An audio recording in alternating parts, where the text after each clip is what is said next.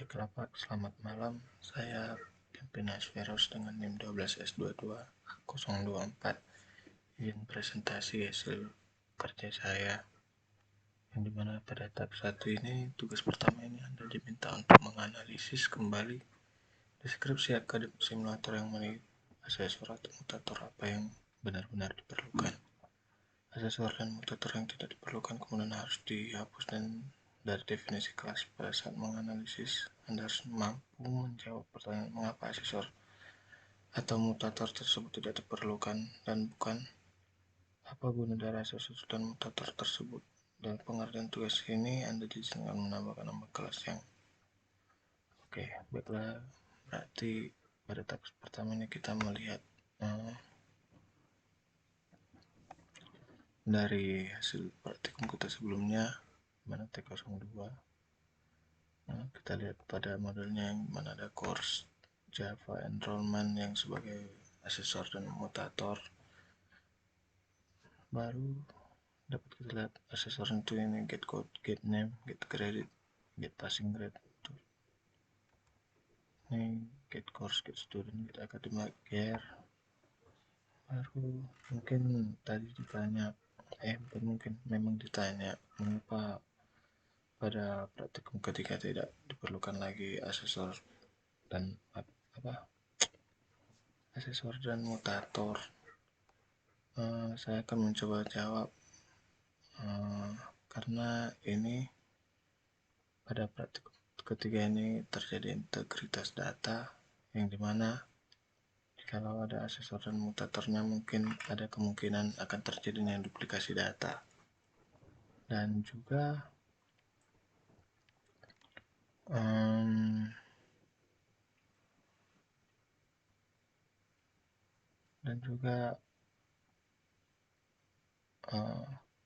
karena pada praktikum sebelumnya ini praktikum kedua ada penulisan tentang course, yang dimana neo course itu isinya parameter tentang dari si asesor dan mutator tadi. Sementara pada praktikum selanjutnya kita tidak memerlukan itu karena kita sudah memasukkannya ke dalam parameter di integer main. Kita lihat pada driver integer main.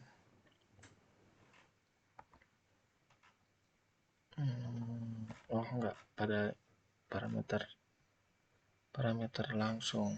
Ini public core, string code, string name, credit, grade. Jadi pada tugas sebelumnya kan kita nggak buat ini parameter ini di public course-nya.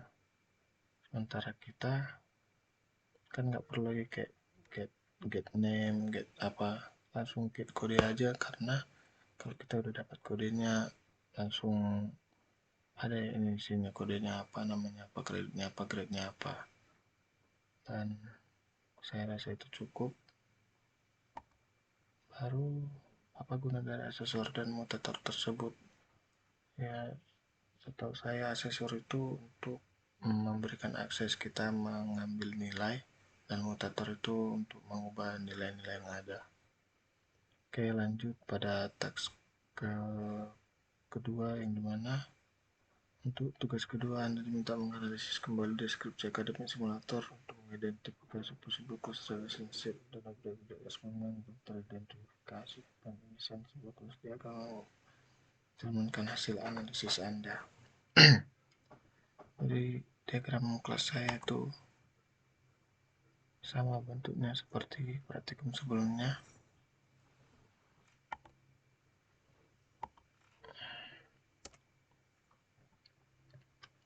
Dapat kita lihat bahwa student ke enrollment baru ke course. Mengapa student dulu? Karena setahu saya yang dibuat satu si studentnya dulu. Kayak misalnya ada nggak mahasiswanya, pada kasus selanjutnya nanti ditanya ada nggak mahasiswanya, baru jikalau ada maka course apa aja yang ada diambil oleh mahasiswa tersebut. Tuh, seperti itu. Jadi di sini ada atribut student yang dimana ada ID, name, year, studi program, dan beberapa fungsinya itu student, toString, hashcode, equals, get ID. Begitu juga dengan kelas-kelas lain. Ini masih sama alurnya seperti pada praktikum sebelumnya. Yang membedakan hanyalah atribut dan fungsi-fungsinya. Juga karena di sebelumnya ada 4 driver, tapi di sini ada 2 driver yang dimana si driver satu ini nanti hanya membandingkan code dari si course dan mengurutkannya dari yang terkecil ke terbesar. Misalnya kayak angka 1, angka 2 dan angka 4 dan angka 5. Maka yang diurutkan pertama adalah angka 2, meskipun yang di input pertama itu angka 5. Seperti itu. Terus pada driver kedua ini dia nggak hanya memeriksa si student, tapi nggak hanya memeriksa si course, tapi memeriksa si student juga, dengan syarat kalau misalnya data yang dimasukkan ada dan pada pengecekannya itu valid, maka outputnya akan ada. Tapi jika diberikan inputan yang tidak valid, maka enrollment itu tidak ada ditampilkan pada output. Saya rasa begitu cukup. Kita lanjut pada task 3, dimana katanya tampilkan kelas diagram yang dihasilkan. Kelas diagram yang dihasilkan udah tadi. Jabarkan kelas apa saja yang Anda identifikasi. Udah ada student, ada enrollment, ada course. Jabarkan relasi antar kelas dengan rinci serta juga aspek yang sudah Anda pelajari. Oke, sudah. Buktikan bahwa relasi antar kelas tadi diimplementasi dengan benar dalam source code.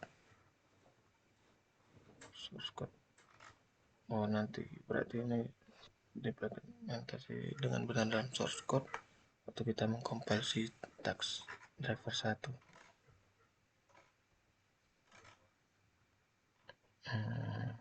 Nanti baru sama perubahan yang dilakukan task 01 task 02 mempengaruhi source code Anda. Code base Anda akan diuji dengan menggunakan spesifikasi yang sama dengan T0.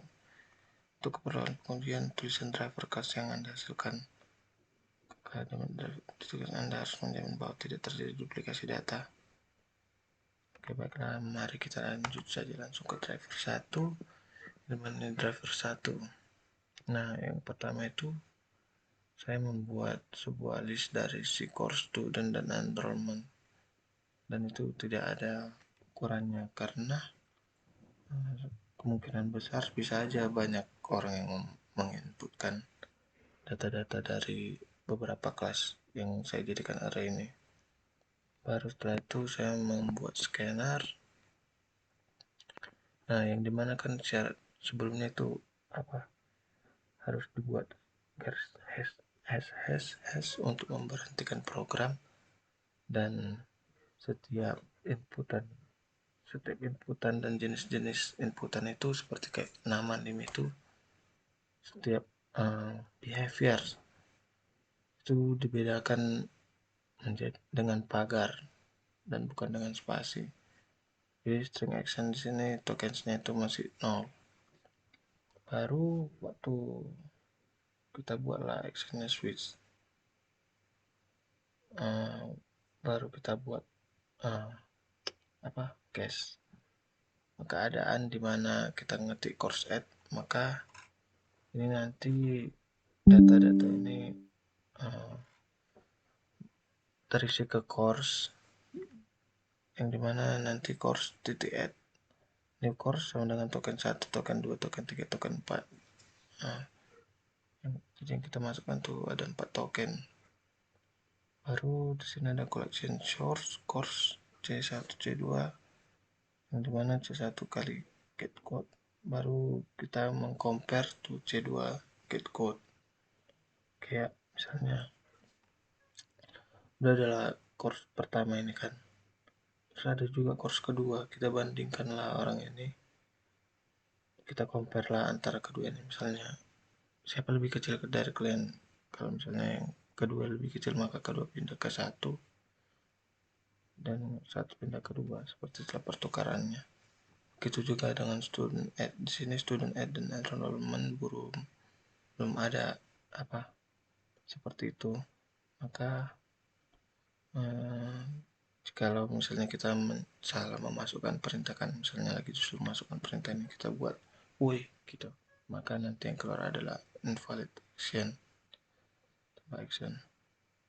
Baru di sini juga di collection sama seperti yang di atas. Jadi hasilnya udah dapat hasilnya, dibandingkan lagi rupanya, biar tidak terjadi duplikasi data seperti itu. Baru pada teks keempat, when things go wrong, saat sesuatu menjadi salah. Jadi di sini sebuah environment. Tunggu, sebelum masuk ke driver 2 kita coba dulu mengcompile si driver satunya. Jangan mati upload coy. Change the command prompt. Compile tes 01. Tunggu ya.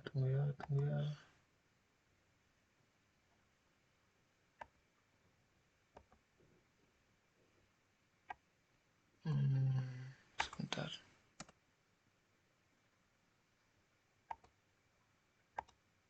Cuk. Version. Kan kalau nggak salah itu kita pada teks ini membuat setiap behavior itu unik. Kalau unik berarti menutup kemungkinan terjadinya duplikasi data atau redundasi data. Maka kemarin kata kuncinya kalau misalnya kita bandingkanlah di praktikum ketiga ini dengan praktikum kedua T04-nya, apakah sama? Mari kita coba. Misalnya kita input lainnya, ada si course add, ada si student add, enrollment add, maka hasilnya sesuaikan dari 23911.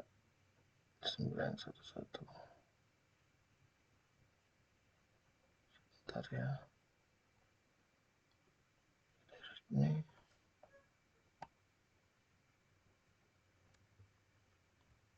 diharapkan apa? Betul kan 911. Jadi sebelumnya kan setahu saya pada saat mempunyai mutator atau asesor gitu kan, yang ditampilkan itu yang bawah ini duluan code-nya si objek, karena dia pertama yang di input seperti ini. Nah di sini kan code-nya 32 kan, tadi rencananya membandingkan inputan yang ada. Jadi kayak code kedua lah dulu paling atas, barulah code ke selanjutnya, angka selanjutnya, seperti itu. Baru pada teks keempat ini, sebuah enrollment hanya dapat dilakukan bila course dan student yang terlibat sudah terlebih dahulu didaftarkan. Bila belum didaftarkan, maka upaya enrollment harus dibatalkan karena course atau student yang terlibat does not exist pada tugas lain yang diminta mengembangkan suatu mekanisme.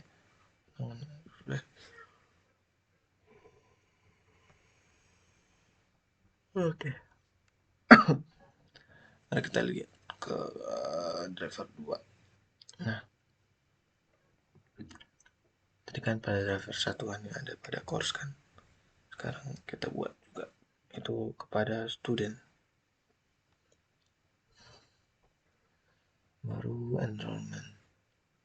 Jadi kan yang satu si enrollment dulu kan, si course code studentnya siapa, akademiknya semester berapa, Baru apakah pada enrollment ini memiliki course dan student yang valid, maka dibuatlah ekspresi boolean di sini.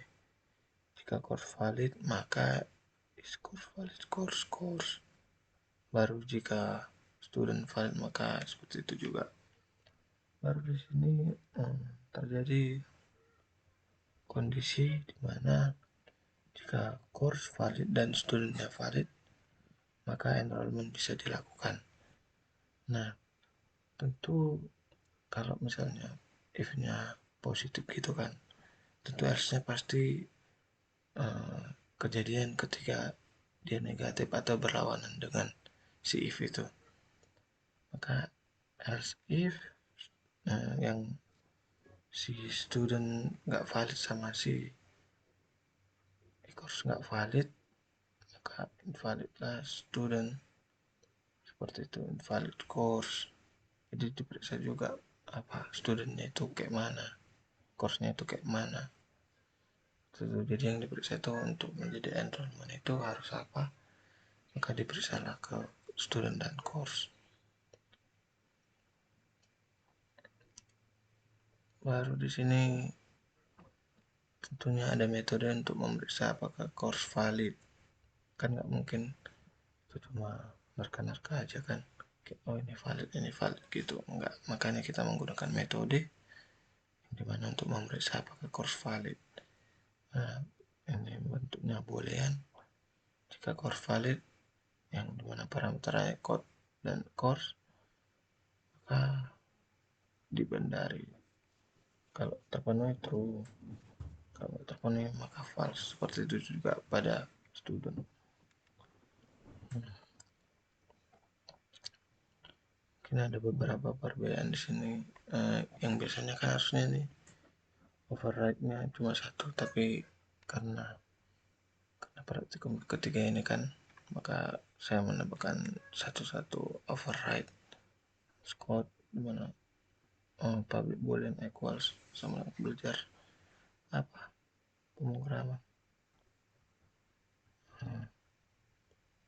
Begitu juga dengan kelas-kelas lain, saya membuatnya dia untuk penulisan. Terus jika dia dipanggil di dalam suatu array untuk dibandingkan mungkin, atau ini public boolean, mungkin ini apa tim-tim sukses yang rajin belajar cuy. Oke, mari kita coba compile aja. Compile make test 02. Nah, tadi yang saya baca, jadi pada driver 2 ini si drivernya itu bertujuan untuk melakukan validasi terhadap kursus dan mahasiswa yang kita inputkan. Kan syaratnya tadi sebelum menambahkan pendaftaran baru, program memeriksakan apakah kursus dan mahasiswa yang diinput sudah terdaftar. Nah, program sudah berarti kayak kita buat inputan, maka diperiksa dulu data itu belum. Jika belum, maka kembali ke kita. Mari kita lihat.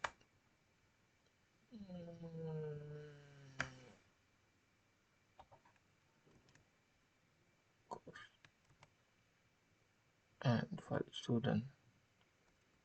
Misalnya kita mengetik satu student atau course atau enrollment, kita dapat melihat di sini bahwa invalid student langsung ada dia ciri-cirinya, bahwa dia belum ditambahkan sebelumnya atau belum ada terdaftar, maka dia invalid.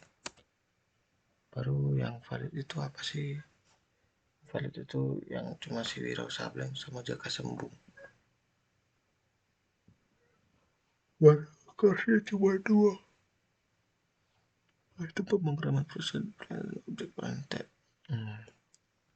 Jadi mungkin itulah yang dapat saya jelaskan, kurang dan lebih mohon diperiksa Pak.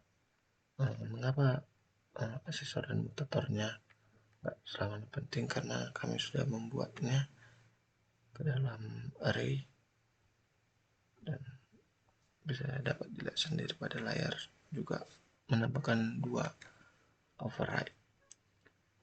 Saya rasa penjelasan saya cukup. Saya Pimpin Nasr Sloi dengan NIM 12S22024. Izin pamit. Terima kasih Pak.